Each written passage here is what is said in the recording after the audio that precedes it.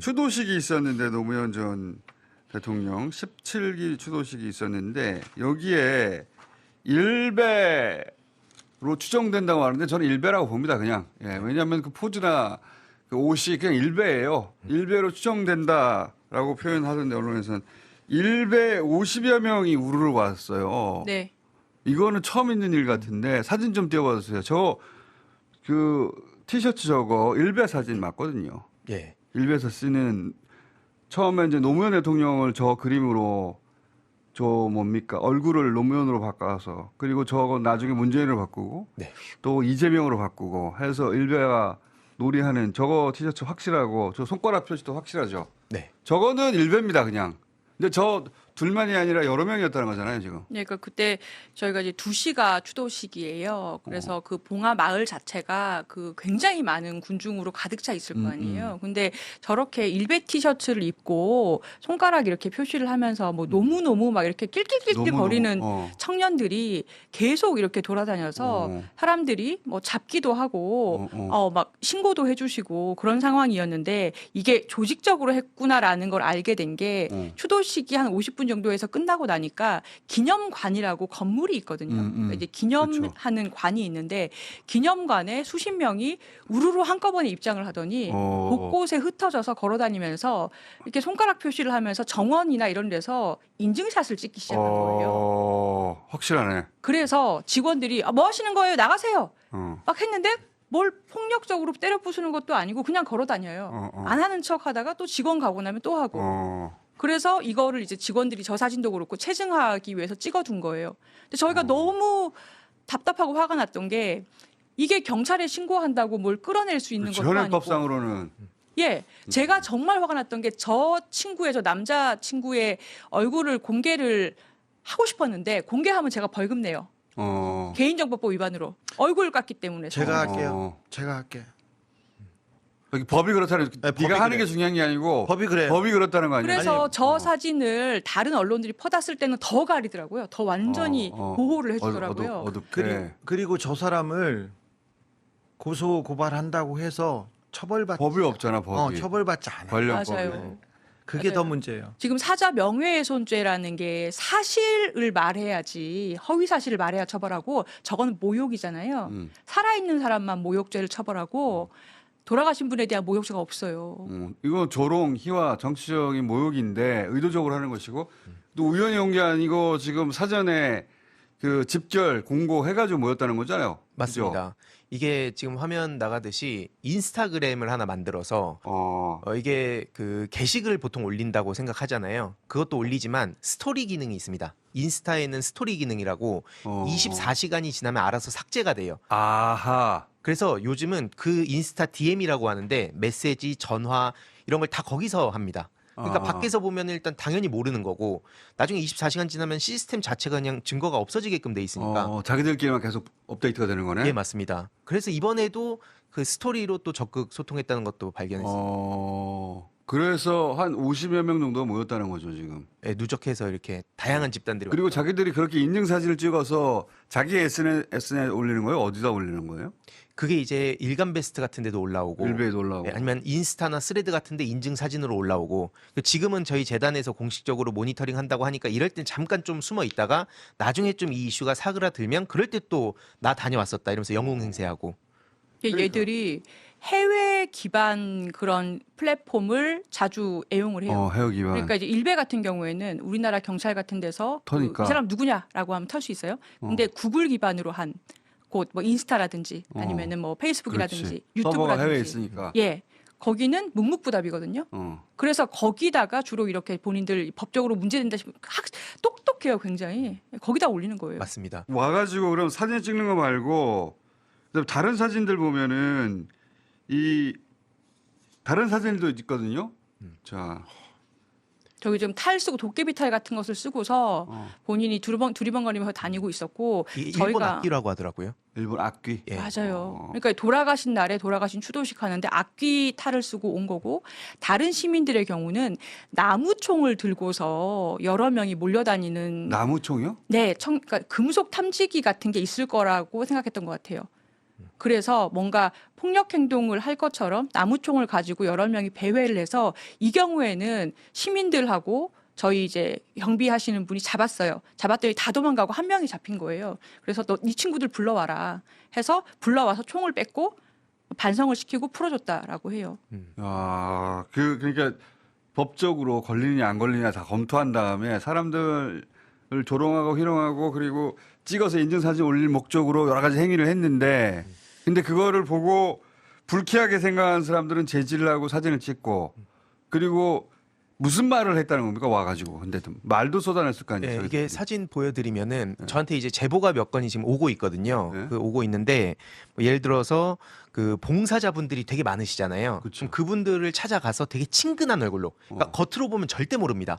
친근하게 가니까 당연히 그분들 입장에선 반겨주잖아요. 아이들이 와서. 그래서 좋은 마음에 이렇게 응대를 하면은 거기서 뭐 노사모 몇 개예요? 저희는 이기다 이기야 뭐 이런 식으로 이기. 근데 이게 그 래퍼 리치 이기의 이름에서도 나오듯이 일베 용어고요. 그리고 뭐 그것뿐만 아니라 뭐 부엉이 바위에 올라가려고 하는데 뭐 못 갔다 이런 식으로. 그러니까 이러면은 그분들 입장에서는 정말 친절하게 응대를 하는 거죠.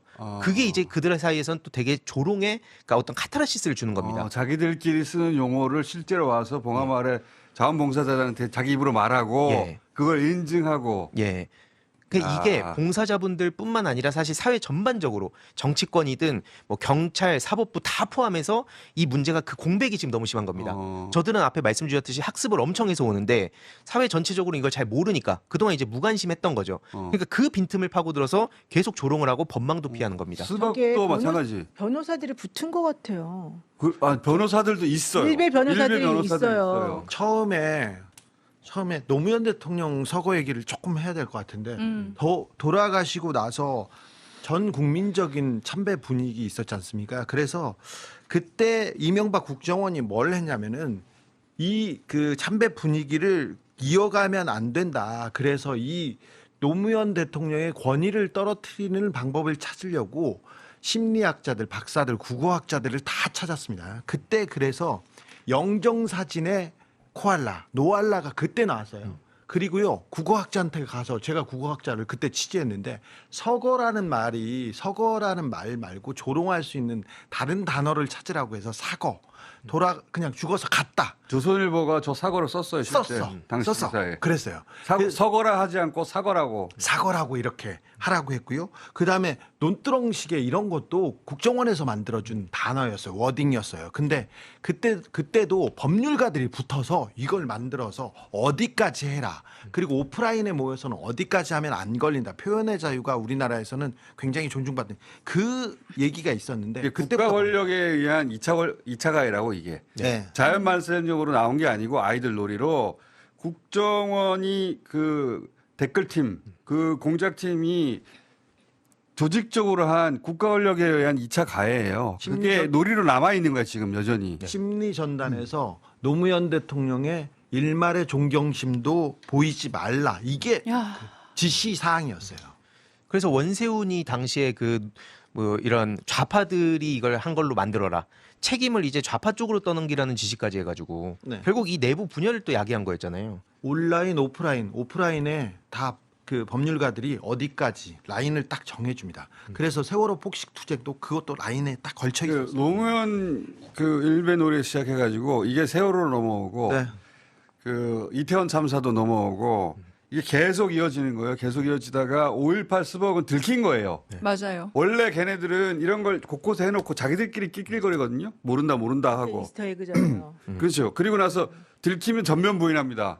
니네 과잉 반응하고 있고 그렇지. 니네가 피해 망상이라고 하고 있고 그래놓고 자기들끼리 낄낄거리고 그런데 이번에 스벅은 너무 노골적으로 한 거예요. 너무 노골적으로 슬쩍슬쩍 하고 지나갔어야 되는 건데 너무 노골적으로 해서 들킨 거예요. 들키다 보니까 옛날 것도 막 지금 파묘가 되고 있는 거야. 그런데 이번에 대통령 추모일에 다 모였잖아요. 근데 네. 그 스벅 이후에 오히려 오프라인에서 결집하는 그런 모습도 좀 보여요. 네, 그러니까 이게 아예 이때다 싶어가지고 너도 나도 인증을 하기 시작하고 이게는 이제 사실은 그 관심이 수익으로 이어지는 시대니까 이런 걸 가지고 더 적극적으로 지금 어그로를 끌고 있습니다. 그러니까 사실 그 앞에 MB 문제가 전 되게 중요하다고 보는 게 공론장을 마치 이게 자연 발생적으로 왜 이렇게 됐을까라고 생각을 하는데 저는 이게 앞에 말씀 주셨듯이 MB 때 국정원, 군 정보기관을 동원해서 그러니까 말 그대로 공론장을 파괴시킨 군사작전을 한 거잖아요. 근데 제가 그래서 항상 답답한 게 대화로 풀자는 게 그냥 말 그대로 그냥 내란 그 세력들하고 대화로 풀어가자는 거랑 전 똑같다고 봅니다. 그 이게 윤석열 정부 때 지금 화면에도 나올 텐데 MB가 그 일베의 아버지였고 당시 국정원 직원들이 일베에 집중적으로 모니터링하고 지시도 하고 이런 일들이 있었잖아요. 근데 문제는 이게 언제적 MB 얘기를 지금까지 하냐. 지겹다는 얘기를 계속 이 진영에 퍼뜨리는데 그 다음 사진 보여드리면 윤석열 때 그 사람들이 다 나오는 거예요. 특별사면 받고. 그래서 저는 이게 너무 신호가 명확하다. 여기 이제 원세훈 있고요. 김태효도 이때 같이 특별사면 받고 여기에 뭐 연재욱, 옥도경, 그러니까 국정원 군 정보기관에서 이런 공작을 하던 사람들을 윤 정부 때 다 풀어줍니다. 그럼 이게 윤석열이 잡아넣었었는데 이걸 풀어준다는 게 무슨 의미겠냐. 그럼에도 불구하고 아직까지 그냥 대화로 해결하자는 게 너무나 많습니다. 이게 그냥 라브로드면 없어진다. 초반에 그랬어요. 이거 애들 장난이다. 이거를 법으로 하는 순간 더 심각해진다. 이런 논리가 있었어요. 이런 논리가 안 그래도 SBS는 이런데 일베 SBS 중요해요. 장난 굉장히 많았죠. SBS. 계속 나왔죠. 이 SBS를 통해서 진짜 많이 나왔거든요. 맞아 SBS. 한두 개가 아니고 기억은 한두 개였을 텐데 수십 가지가 나왔어요. 수십 개 막. 최근까지 있었어요. 계속 있었는데 우리는 잊고 있었는데 여기서는 더더더 진화한 거예요. 그래서 나이도 먹고 네. 각자 업에 종사하고 있고 거기서 몰래 이런 걸 하고 있었던 거야. 저는 이게 처음에는 정치적인 의도로 심었지만 이제 더 이상 정치의 문제가 아니라고 봐요. 그러니까 우리 사회에 이것이 자생적으로 놀이 문화로 청년들이나 청소년들 사이에 퍼지면서 지금은 교실에서 누가 남자아이들 같으면 노 이렇게 말해도 킥킥킥킥 웃는다는 거예요. 그러니까 그게 사람의 죽음을 가지고 웃는 건데 놀이화가 이미 돼버렸어요. 그들이 커서 20대가 되고 30대가 돼서 교사가 돼서 시험 문제에 그 코드를 또 심어요.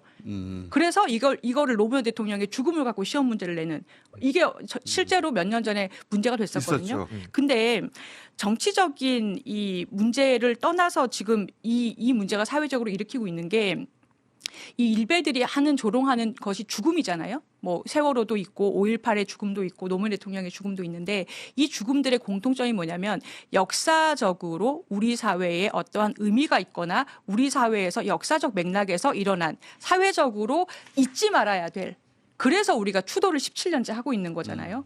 검찰에 의해서 정치 목적의 수사를 당하다가 대통령께서 국민들이 그때 거리로 다 뛰어나왔던 이유가 뭐예요?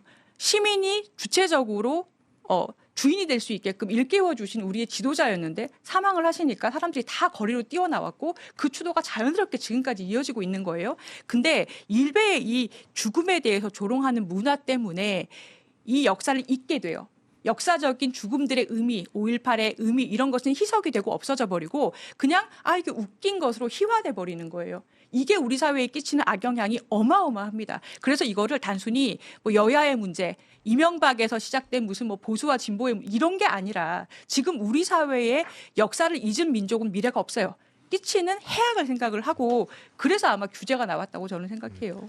이게 MB가 그러니까 정치 영역에서만 한 게 아니고 게임, 힙합, 유머 이런 쪽으로 이제 가서 작업을 한 맞아요. 거예요. 의도적으로 거긴 청년들한테 정말- 파고들라고. 정말 넓어요. 예. 당연히. 그러니까 그래서 심리학자 데려오고 언어학자 데려오고 해가지고 작업을 엄청 한 거거든요. 그래서 그때 인위적으로 만든 거고 그 세대가 이제 저 때부터 이게 인터넷 방송이랑 또 연결이 됩니다. 제 스타 같이 방송하던 프로게이머들이 대거 인터넷 방송으로 갔는데 저도 그 커뮤니티에 절여져서 MB한테 좋아했었다고 제가 고백을 한 이유가 그런 거거든요.